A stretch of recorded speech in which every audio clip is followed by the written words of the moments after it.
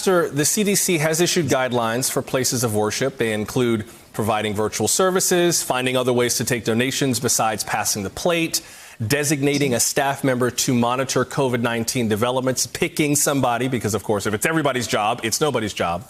What is your sense, Pastor, of how helpful these guidelines are to your church?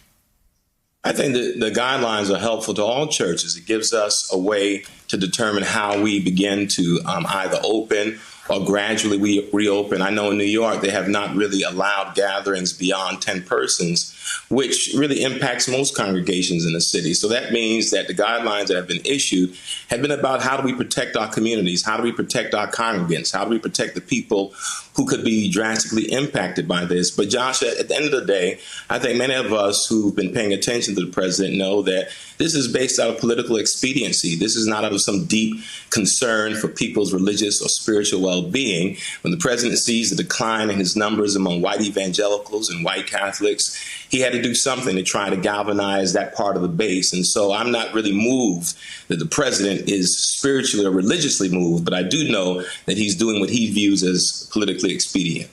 Professor Rosen, suppose push came to shove and President Trump did try to use the law in reopening all houses of worship.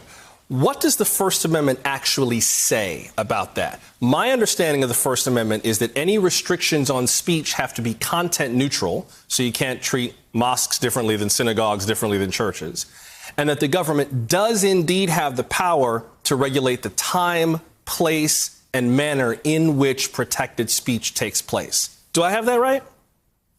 You have it exactly right as a matter of general First Amendment law. But then there's another series of cases about the free exercise clause of the First Amendment. And in a case called the Smith case, decided in 1990, the Supreme Court said that religious groups can be subject to the same general laws as everyone else. Then Congress passed a law called the Religious Freedom Restoration Act, which says that religious institutions are entitled to an exemption when there's a compelling state interest and when states are not using the least restrictive means. And interestingly, the Supreme Court is debating this very question in two cases that it heard about whether there should be a ministerial exemption to employment discrimination laws and whether there should be a conscience exemption more generally. So this is very much an open area of law, but the general rule is that churches can be treated according to the same laws as everyone else unless there is a compelling interest and there is no least restrictive means in treating them differently.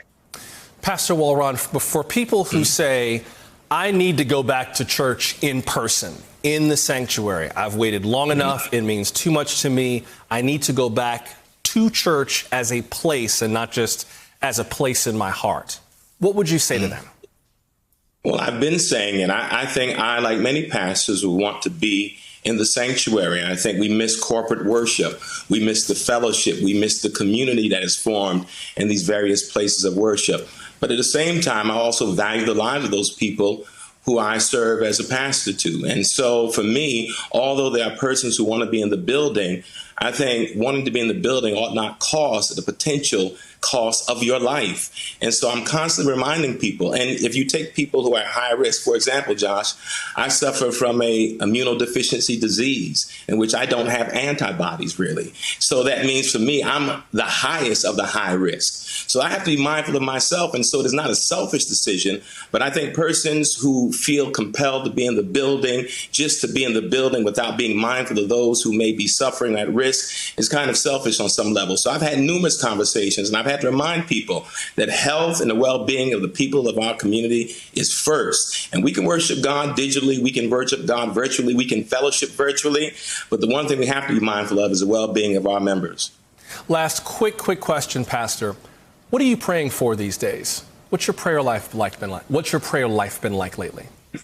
Well, in particular, I think it has shifted as this virus began to take impact. It was praying for the safety of many people. But now I'm concerned, Josh, about another wave beyond the virus itself. It is those who will suffer even deeper bouts with depression and anxiety, with emotional trauma because of the restrictions, because of the pandemic itself. I think that's another wave that is not being talked about as much as it needs to. So my prayers with those who are not only pre-existing mental health conditions, but those who, because of the pandemic, may find themselves experiencing depressive symptoms and bouts of anxiety and panic attacks. So my prayers for those who have been suffering with mental health issues and who, because of this pandemic, may suffer from more.